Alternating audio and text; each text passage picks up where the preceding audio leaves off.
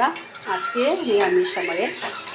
তো আজকে রান্না করছি এখানে কাঁচকলার কোপ্তা, যেরকম করা হয় কাঁচকলা সেদ্ধ করে, আলু সেদ্ধ করে, তারপরে মটর ডাল বা কেউ ছোলার ডাল দিয়ে বেটে, তারপরে সেটা নুন, হলুদ, জিরে গুঁড়ো, ধনে গুঁড়ো, লঙ্কার গুঁড়ো, হলুদ গুঁড়ো সব দিয়ে একটু লাগলে ময়দা দিয়ে কেউ যদি করে, যদি লাগে যেরকম মাখাতে যেরকম লাগে আর কি, টাইট করার জন্য সেইভাবে করে বড়াটা করছি আর কি।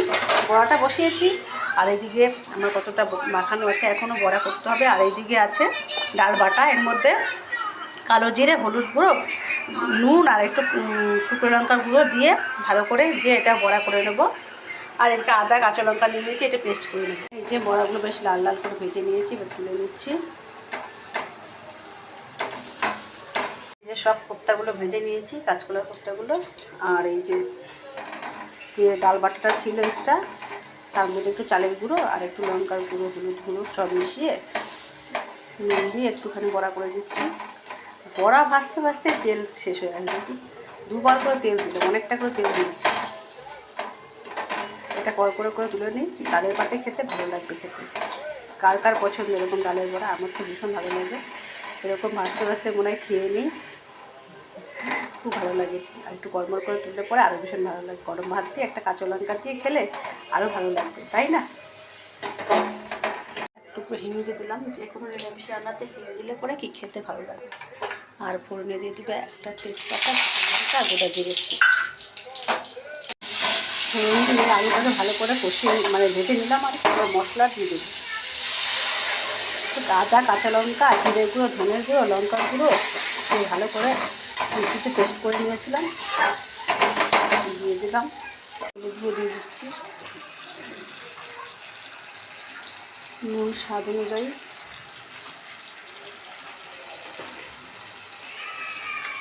আর দিয়ে দেবো এর মধ্যে কাশ্মীরি লঙ্কার গুঁড়ো। এতে কাঁচা লঙ্কা দিয়েছি,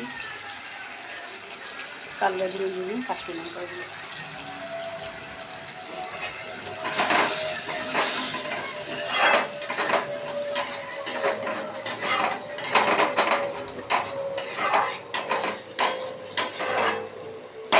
মশলা ভালোভাবে কষানো হয়ে গেছে, এই যে তেল ছেড়ে গেছে।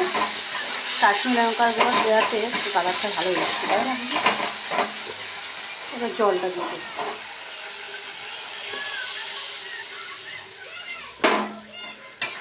আর একটু ঝোল দেবো, কারণ না কোপ্তাগুলো দেওয়ার পরে ঝোল অনেক টেনে নেবে।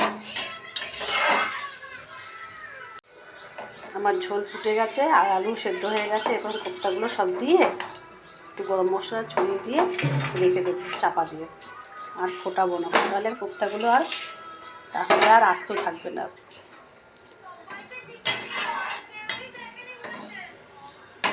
দিয়ে দিয়েছি আর একটু ঘি দিয়ে দিলাম, যেহেতু নিরামিষ রান্না একটু ঘি দিলে ভালো লাগবে খেতে। এই যে কোপ্তার ঝোল হয়ে গেছে, তবু ঝোলটা অনেকটাই টেনে নিয়েছে কাঁচকলাগুলো আর কি, কোপ্তাগুলো। আর এখানে ভেজ ডাল হয়েছে, সবজি ডাল আর কি, যেহেতু নিরামিষ সব সবজির যে আমাদের ডাল হয় সেটা হয়েছে। আর এখানে আলু ভাজা আছে, তারপর বড়া আছে। এই যে তো কেমন লাগবে ভিডিওটা অবশ্যই জানাবেন, ভালো লাগলে একটা লাইক করবেন, ভালো কমেন্টস করবেন। আর সবাইকে শুধু দুপুরে অনেক অনেক শুভেচ্ছা ও অভিনন্দন জানাচ্ছি। সবাই ভালো থাকবেন, সুস্থ থাকবেন, সাবধানে থাকবেন। আমার টিফিন রেডি করে নিচ্ছি, টাটা।